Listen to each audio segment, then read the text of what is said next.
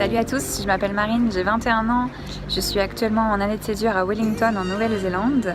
J'ai décidé de partager mon expérience avec vous et Way for You. J'espère pouvoir répondre à vos interrogations. Voilà, allez c'est parti!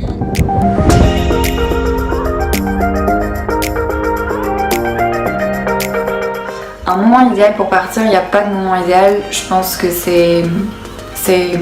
chacun doit réfléchir à son moment idéal.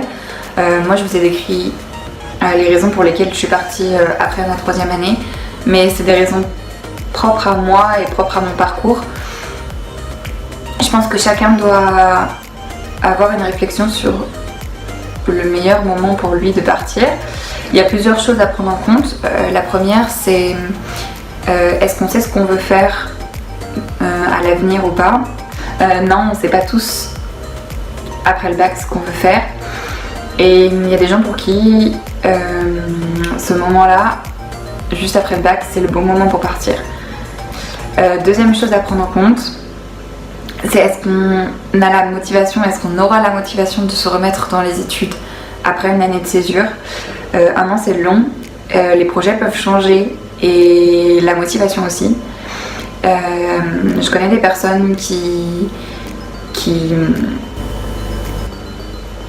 ont été très remotivés de retravailler après et pour qui l'année de césure leur a permis de se rendre compte de l'importance du travail et des études. Et par contre, il y a des gens pour qui se remettre à travailler après un an à l'étranger, c'est très dur.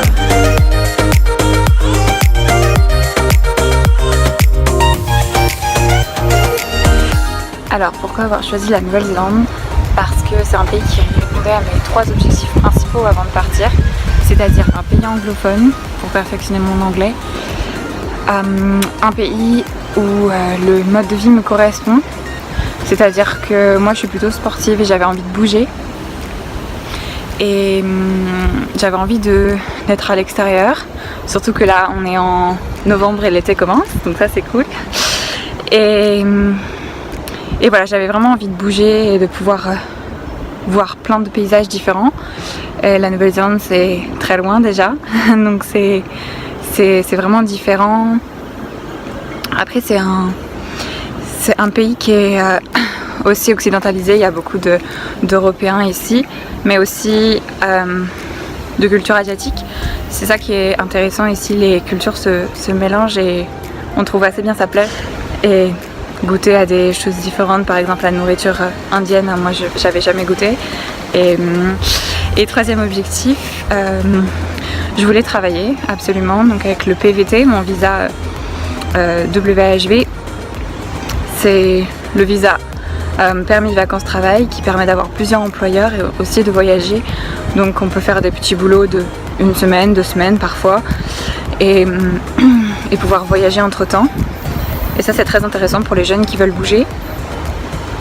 Mais moi j'ai décidé d'être au pair, donc de passer 6 mois dans ma famille et après de pouvoir voyager. Et c'est le même visa, donc c'est très intéressant pour les jeunes comme vous peut-être qui veulent travailler pour financer leur voyage, mais aussi bouger et voyager et voir plein de choses.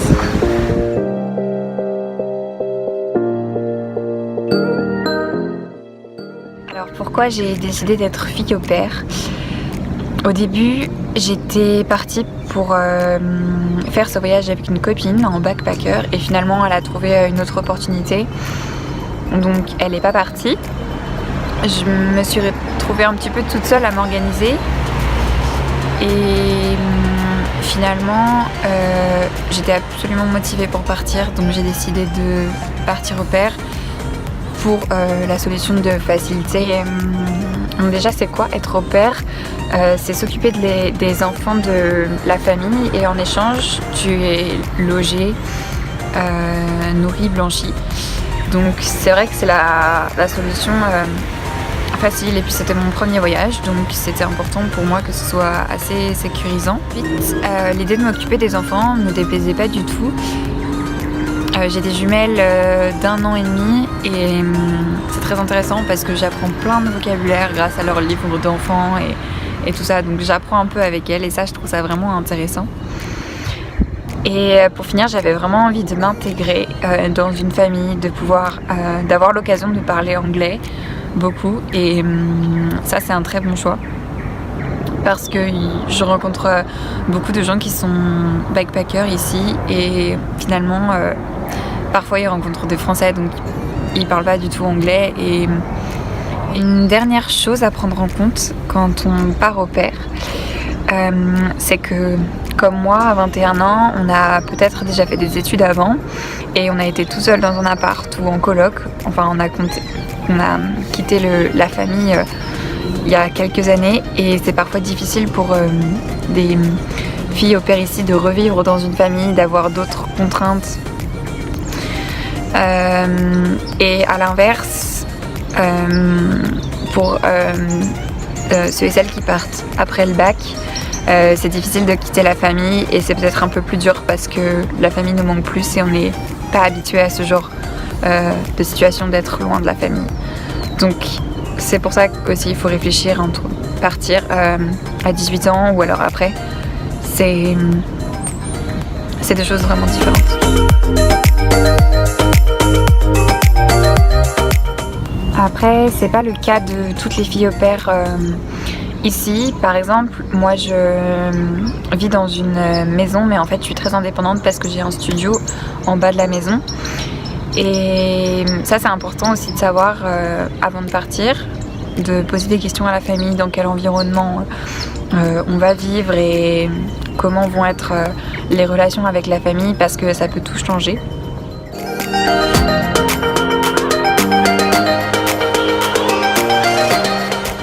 Donc voilà, si vous voulez parler anglais, bouger, voyager, mais aussi travailler pour financer votre voyage et partir loin, welcome en Nouvelle-Zélande.